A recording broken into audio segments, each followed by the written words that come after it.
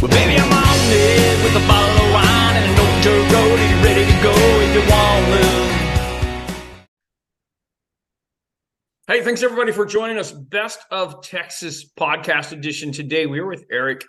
He is with the Highlander in downtown Wichita Falls, Texas. Erik, thanks for joining us. Hey, thanks for having me. I appreciate you. Erik, give us a little background on you. Where'd you grow up? Talk a little bit about your family and career.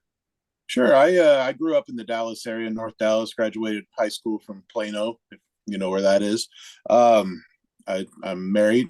I have one daughter. She's 8 and going on 17. And we just live life.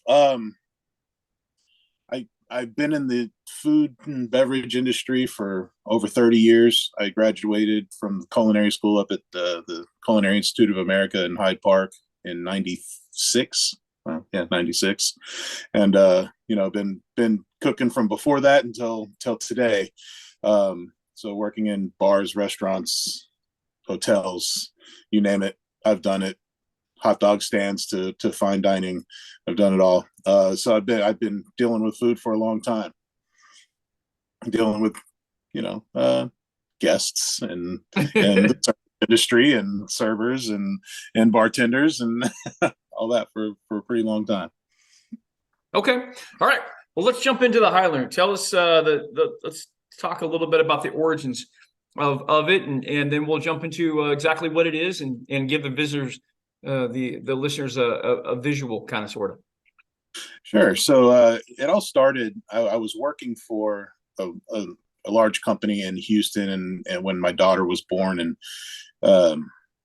decided to take a layoff package because I didn't really want to raise my daughter in Houston. It just didn't seem the right fit to raise my child. So my in-laws had moved to Wichita Falls, and it was a small town, I call it small town, 100,000. And we decided to, take the opportunity to come up here and try and open a bar, which turned into a bar and restaurant. We tried for a couple of years. We actually bought a separate building downtown that we were going to put the Highlander in.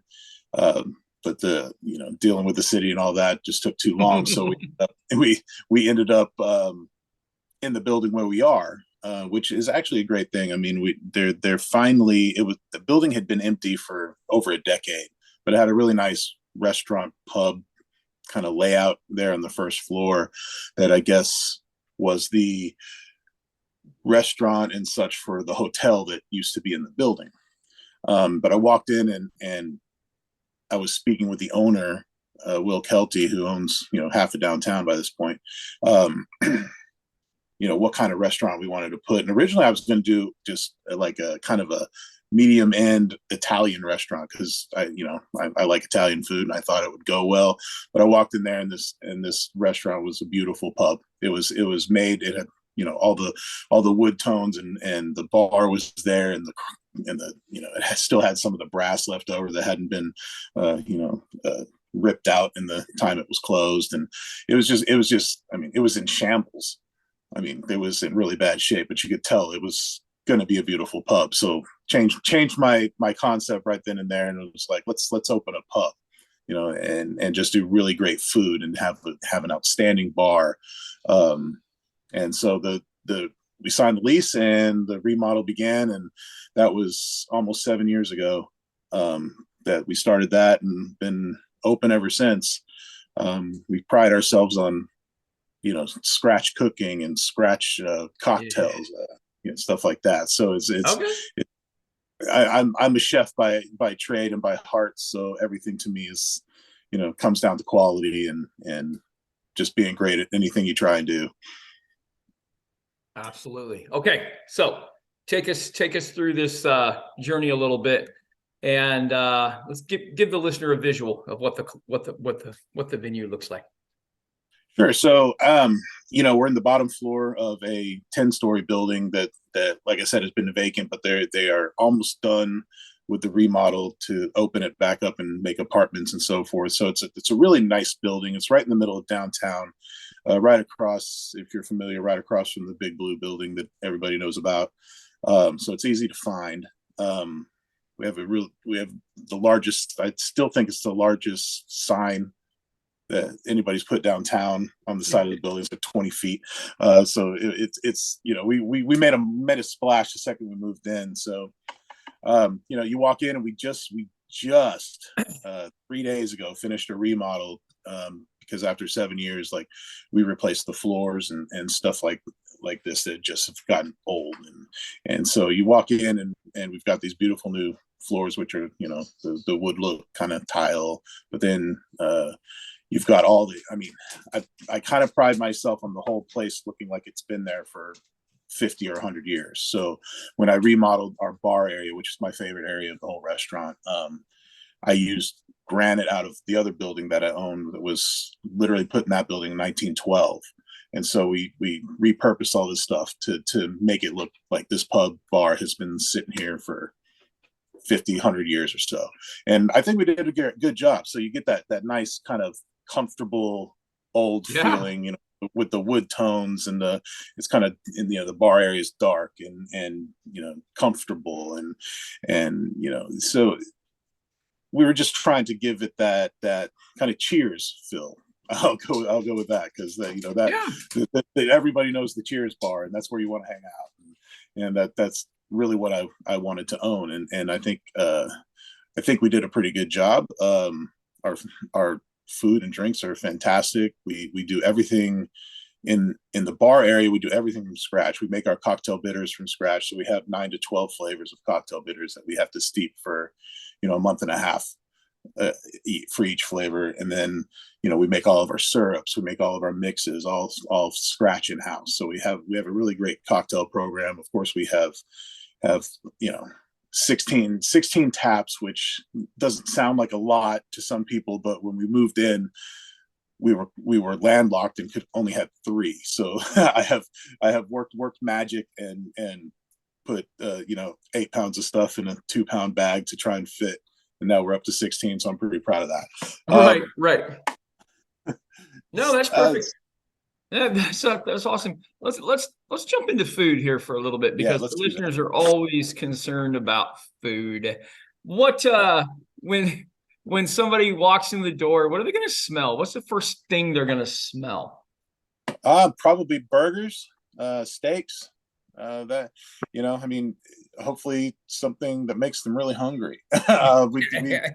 You know, we do things like our bacon is cooked with brown sugar and black pepper. So, you know, when we cook all that, and you know, it doesn't help that our hood system is 30 years old. So you're going to smell food when you walk in, and it's good food. Like I said, we make everything there from scratch. So, you know, I would say how I try and prove that to people is our freezer is 3 feet by 3 feet. That's the only freezer we own.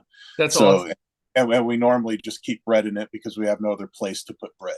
So yeah, we don't have it's a small spot. We don't have a lot of extra room.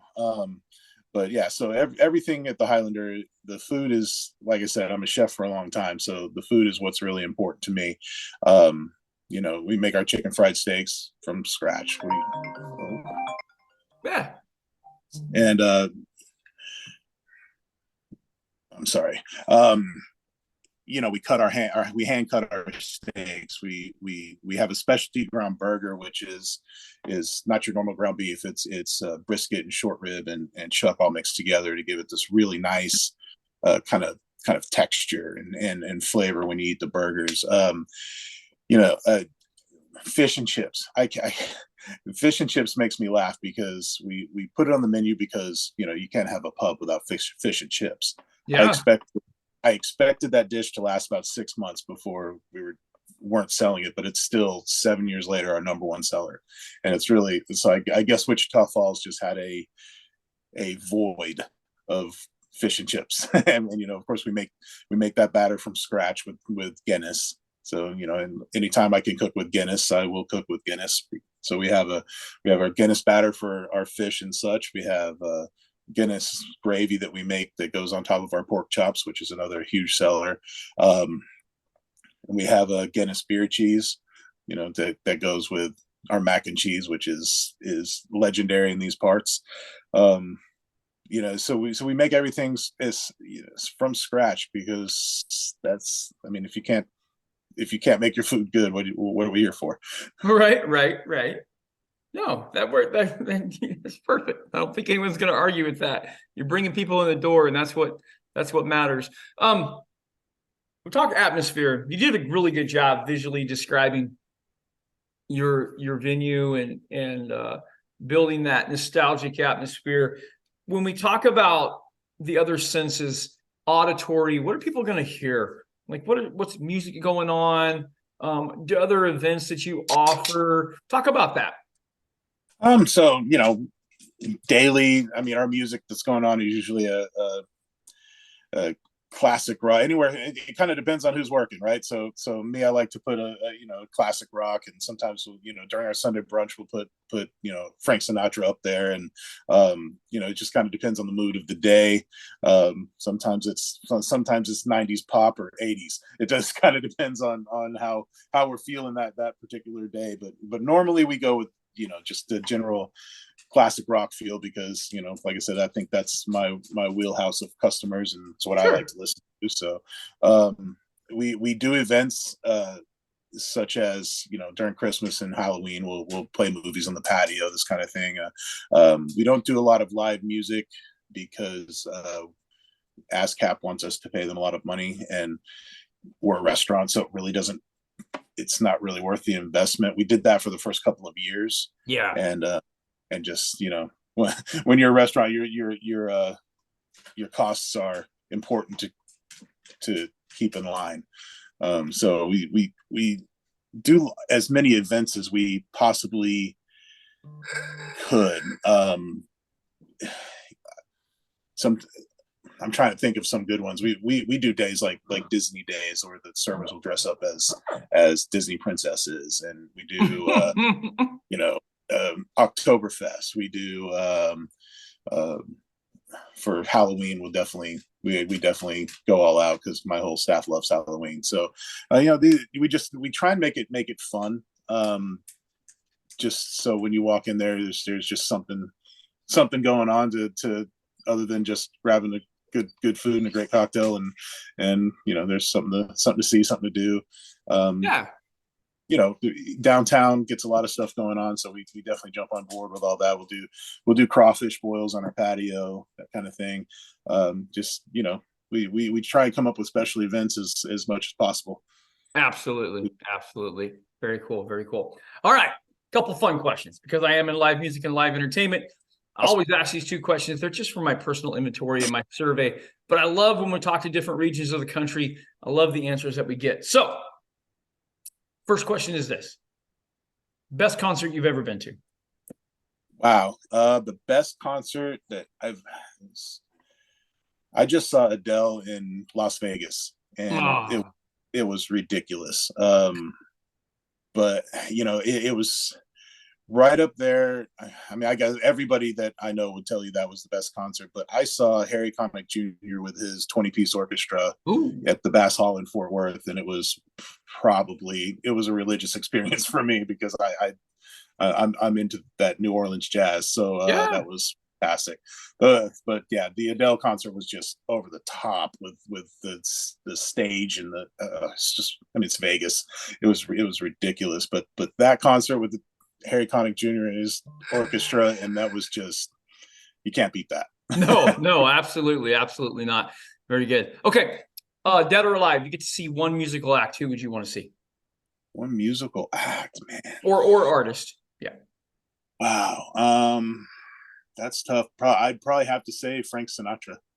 That's my answer. That is my go-to for sure. I'd love to see Frank Sinatra. I was trying to get out to see him, and then he died on me. Yeah. I hear you. Very good. Okay, last and most important, how do people find out more about the Highlander? You can hit our website, thehighlanderpublichouse.com. You can Facebook, Highlander Public House. That's the easiest way to keep up with us, is on Facebook. We, not to be confused, we did just open a franchise location in Lake of the Ozarks, Missouri. Wow. So there's So if you see two Highlanders popping up, one of them will say LOZ, and that's Lake of the Ozarks, and then the other one is the original location in Wichita Falls. Very cool. Very cool. Very cool. Erik, I appreciate your time, man. Hey, buddy, I appreciate you and the invite. Anytime. You bet. You bet. Well, baby, I'm on it with a bottle of wine.